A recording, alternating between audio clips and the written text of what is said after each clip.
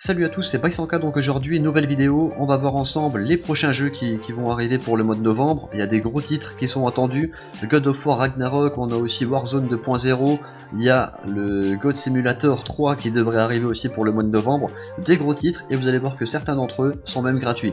Donc je vais essayer de tous vous les présenter. N'oubliez pas que si jamais vous voulez acheter des jeux moins chers, vous avez le lien Instant Gaming dans la description, il y a aussi un concours qui est disponible, vous pouvez gagner ce que vous voulez, qui est disponible évidemment sur le site, mais soit un nouveau jeu, soit des cartes PSN, des V-Bucks, voire même des DLC, vous pouvez choisir tout ce qui est sur le site, le résultat ça à la fin du mois, et si vous n'avez pas eu de chance ce mois-ci, vous inquiétez pas, le concours est réinitialisé pour le mois prochain, et vous pourrez retenter votre chance. Donc tout est dans la description, et du coup c'est parti, on peut commencer la vidéo.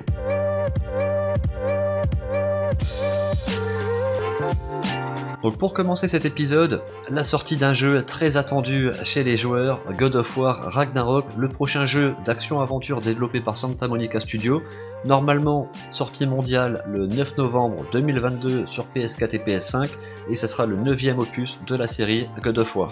Donc dans l'histoire, normalement, il arrive juste après God of War de 2018, donc c'est la suite du jeu précédent.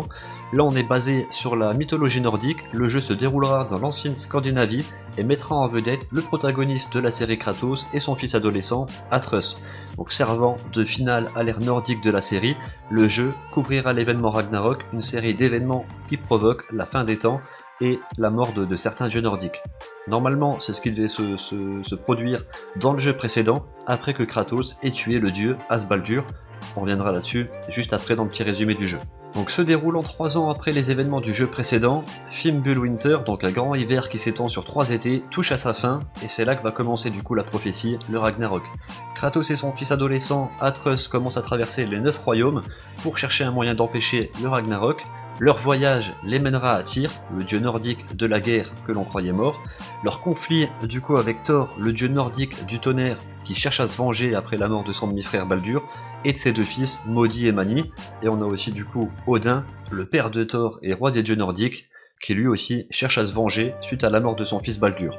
Donc ça du coup, ça devrait arriver le 9 novembre, God of War Ragnarok.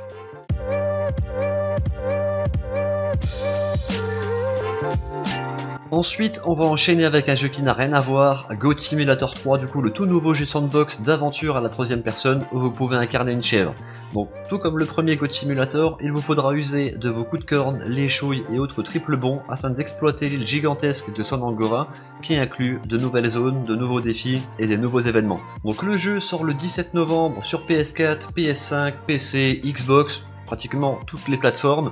On peut jouer du coup avec ses potes, ça c'est un gros avantage. Les jeux un peu en multi comme ça, je sais, surtout les jeux un peu bordel, tout le monde qui fout le bordel avec ses potes, là vous pourrez jouer jusqu'à 4 de vos amis, soit en local, soit en ligne. Vous pourrez aussi personnaliser votre chèvre, il y a plusieurs chèvres disponibles, de la cabri giganteuse en passant par des chèvres à rayures ou tout simplement furax. Venez découvrir les autres races complètement loufoques, toutes sont personnalisables, des sabots jusqu'au bout des cornes. Franchement, et on le voit du coup, on a le petit menu dans le trailer, ça a l'air trop stylé. On peut vraiment tout personnaliser. Il y a aussi du coup moyen d'explorer des nouveaux pâturages. On peut aussi rendre l'entourage, les PNJ, imposer vos mauvaises manières en ne faisant exception d'aucun PNJ, expérimenter avec les éléments, feu, électricité ou ectoplasme d'alien, et repousser les limites de ce nouveau monde. Franchement, je pense qu'on va faire des vidéos avec les potes du coup sur la chaîne si on arrive à tous le prendre et à aller en online, foutre le petit bordel avec les biquettes. Franchement, ça a l'air dément. En tout cas, le trailer donne vachement envie.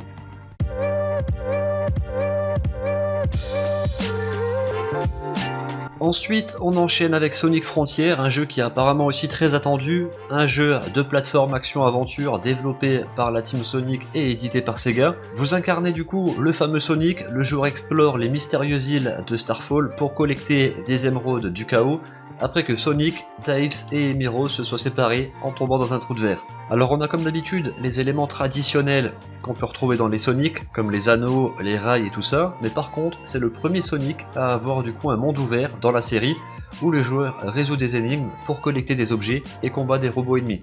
Donc dès que vous allez arriver sur les îles de Starfall, vous allez être dans un monde ouvert, et ça peut être vachement intéressant, en tout cas c'est une grosse nouveauté pour Sonic.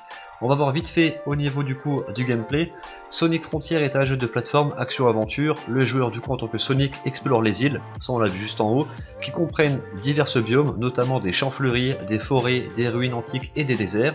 L'histoire commence lorsque Sonic, Tails, Knuckles et Amy Rose du coup sont inspirés à travers un trou de verre et Sonic est perdu sur une île mystérieuse, séparée des autres.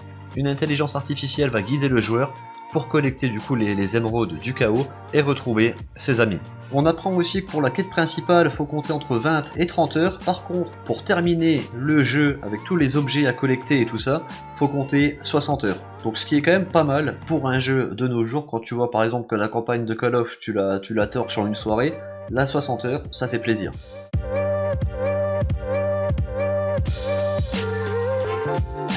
Bon du coup, avec ça je pense qu'on a la transition parfaite pour vous parler du prochain jeu. Du coup c'est le premier jeu gratuit que je vais vous présenter, Warzone 2.0, qui est disponible du coup à partir du 16 novembre 2022, disponible sur PC, PS4, PS5, Xbox One, Xbox Series X et S, iOS et Android.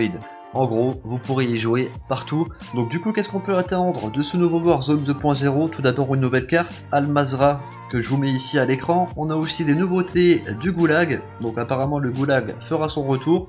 Avec une petite nouveauté, vous ne serez désormais plus tout seul à combattre pour tenter de regagner votre place. Donc un Goulag qui risque d'être un peu différent. Par contre, la grosse nouveauté, c'est le DMZ qui a été confirmé. Donc en gros, ça a été inspiré du jeu Escape from Tarkov. Et le but, en fait, c'est de s'extraire de la map. Mais avant de s'extraire de la map, vous devrez accomplir plusieurs objectifs que vous pourrez vous-même choisir en fonction de votre style de jeu. Il faudra donc faire attention à tous les adversaires tout en réalisant ces quêtes le plus rapidement possible afin de filer à toute vitesse. Franchement, ça a l'air vachement stylé, j'ai hâte de tester cette nouveauté-là. Pareil, dites-moi dans les commentaires ce que vous en pensez. Si dès que ça sera disponible, vous allez rester sur le Warzone habituel, sur le Battle Royale, ou plutôt sur ce nouveau mode DMZ.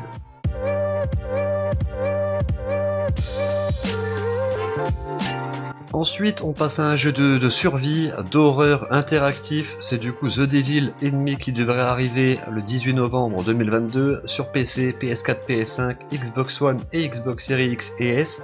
Donc un jeu où vous allez pouvoir incarner 5 personnages principaux. On a du coup des choix que vous allez pouvoir faire au fur et à mesure de l'histoire.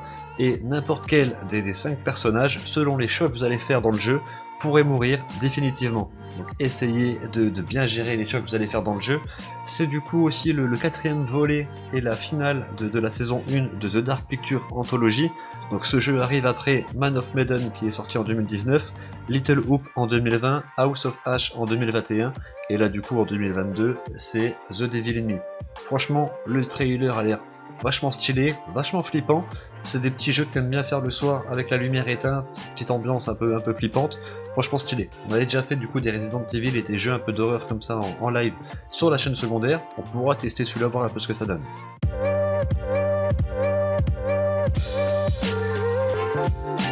Ensuite, toujours sur le thème survie, horreur, on a Resident Evil Reverse qui va arriver le 28 octobre 2022 sur PS5, PS4, Xbox Series X et S, Xbox One et PC. C'est un petit DLC, en gros un DLC multijoueur online de Resident Evil Village.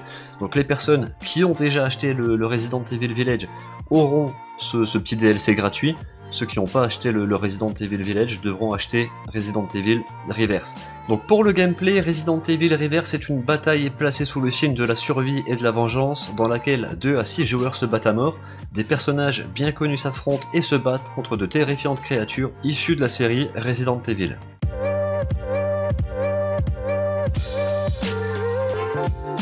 Ensuite, on a d'autres sorties qui sont prévues. Tout d'abord, Evil West qui arrivera du coup sur PC, PS4, PS5, Xbox One et Xbox Series X et S le 22 novembre 2022. Un jeu de shoot à la 3e personne. On peut y jouer en solo et en multijoueur. On a aussi Pokémon Scarlet and Violet que je vous mets ici, donc prévu sur Nintendo Switch, date de sortie le 18 novembre 2022. Là aussi on pourra y jouer en solo ou en multijoueur. Ensuite Pokémon vous connaissez. Et pour finir, bonne nouvelle pour les personnes du coup qui l'attendaient sur PC, Spider-Man Miles Morales arrive du coup sur PC et la date de sortie du coup est prévue pour le 18 novembre 2022. Et voilà, du coup j'espère que vous allez trouver votre bonheur dans les prochaines sorties. Moi j'ai vous laisser là-dessus, je vous dis à tous bon game et ciao tout le monde.